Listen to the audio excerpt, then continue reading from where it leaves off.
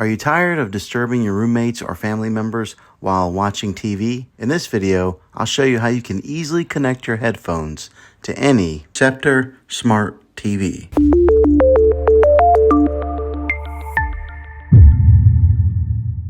Now, the way to enjoy your favorite shows and movies in peace is to buy a Roku device that lets you hook up your headphones to the Roku remote. When you buy this device, it comes with a pair of earbuds that you can use, but if you want to use your own, you can do that just by plugging it into a 3.5mm jack that's on the remote control. I'll put a link in the description down below of where you can get this specific Roku. After you purchase it, here are the steps to getting it set up and plugging in your headphones. This is the Roku Streaming Stick Plus. This is the 4K edition. It's got the HDR on here. But I did a video on one of these streaming sticks before, but this one here has the headphone input on it. So that way, if you wanted to watch TV and just enjoy it to yourself, maybe you're in a room and somebody else didn't want to hear what you were watching, you can hook up headphones right into the remote control and just hear it to yourself and doesn't bother anybody else. So that's kind of a nice little feature that they're offering on this particular Roku streaming stick. Roku does offer a bunch of varieties of different streaming devices, and if you do buy one, I do recommend get the one that has the 4K on it. You'll just be able to do some more features besides streaming of 4K content. You'll be able to get Apple AirPlay and all these other goodies. But yeah, let's go ahead and unbox this and show you guys what's inside the box. This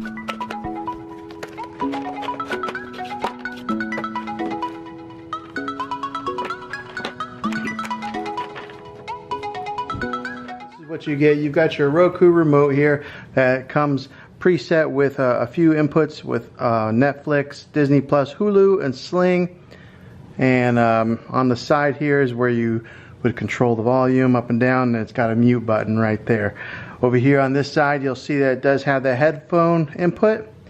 On the top here, you just peel this plastic piece off like that. And then on the bottom, it's got its Roku little label here that serves no purpose that I see besides just branding purposes. Slide the back off here. That's where you put it in your batteries.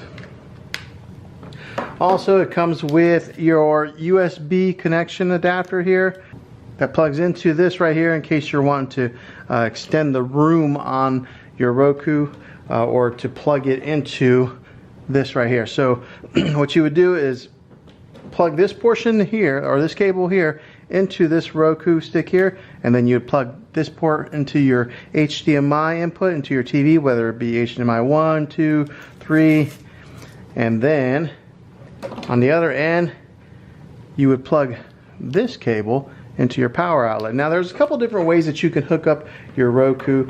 You can either hook it up USB into a TV, which will then give power to your stick, or you can plug that USB connection into this port here, which is a power outlet.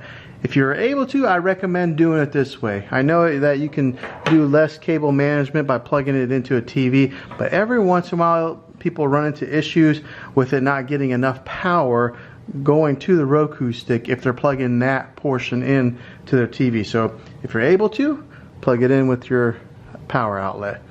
Alright, so let's we'll go ahead and get this all hooked up and put into our TV, and then show you guys how to get this Roku stick set up. Okay, well, the first thing that you want to do is take your Roku stick here and plug in the, it looks like a micro USB cable right into the side, just like that.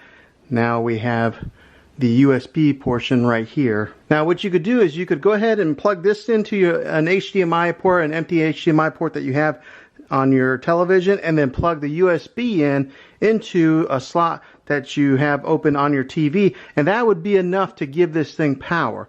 Or if your TV does not have an empty USB port here, that's where you would utilize the extra cable here and AC adapter. What you would do is plug this guy here into there, and then the other end of this cable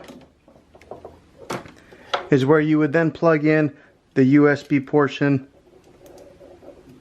like so, and then this thing would get power from plugging this into a wall outlet. So you have two different ways of getting power to your Roku stick. Now my TV does have the USB, so I'm going to go ahead and unhook this guy and plug this into the TV. Okay, on the back of your TV here, you should have some of these HDMI inputs.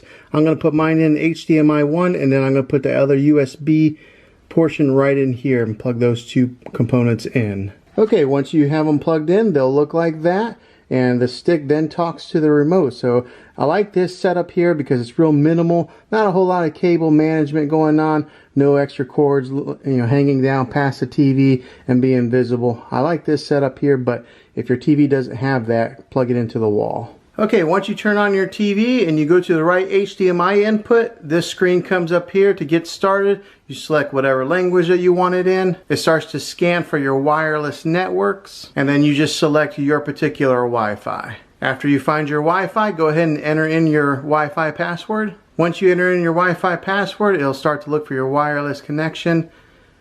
And then once it's connected, those check marks will be marked. Then you'll come to this screen here, and then it'll just do an update to get your Roku set up to the latest firmware software. You'll select OK, and then you'll just let it do its thing. Okay, after it updates, it does its little logo jumping video here. Okay, then you'll come to this screen here where it does an auto detect display type, where it just analyzes your HDMI connection to know if you have like a 720 or a 1080 or a 4K TV. So you just click or just hit OK. Okay, it realized that mine was a 1080 resolution. I'll go ahead and click to go automatic. Okay, so now the next step is it'll check your remote, and then you'll just hit OK. It'll ask if music is playing.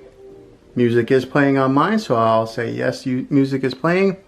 And then it detects that the music has stopped, and then you'll just hit OK on yes, that the music has stopped. And if that works, it'll say success, your remote is now set up and paired. Okay, then you'll get to this screen here where you have to activate your Roku player, where you enter in your email address. Now, some people may question, do I have to do this? Can I just use it without entering in any information? The answer is no. You do have to set up a Roku account where you enter in your email address and credit card information. Now, they won't just charge your credit card willy-nilly without ever letting you know, so don't fear that, but you do have to enter one in there to get started. Oh, another quick little tip I noticed on this newer player here, it gives you a remote control battery life signal that pops up periodically, so that's kind of nice. It lets you know how much battery life you have on your batteries. Alright, so then go to this screen here to just enter in your email address and get your Roku account set up, or if you already have one set up, you just log in with your credentials. Okay, next it'll get to a screen where it does ask you to verify your email, so you can just jump over to your smartphone or a computer, click on that email to answer it, and then, for example, I'm on my mobile, I'll go ahead and fill in the rest of the information via my mobile to get the account set up. Okay, once you finish the steps on your mobile, it automatically updates on your TV and it starts to pre-install any apps that you may have selected. Okay, once that's complete, it'll say all done. You just click over and it takes you to your home screen here on your Roku. Okay, then it takes you to your Roku home screen here where you just can click over, and here's all your different apps that you can watch.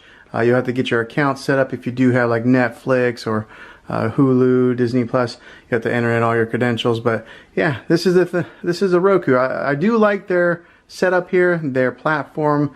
It's very user-friendly, easy to learn, just right out of the box. But yeah, this is how you get it all installed. Hopefully this video helped you out. If it was, go ahead and throw a thumbs up on this. Go ahead and subscribe to my channel. I make tech videos all the time, and I'd love to have you back in the next one. Take care.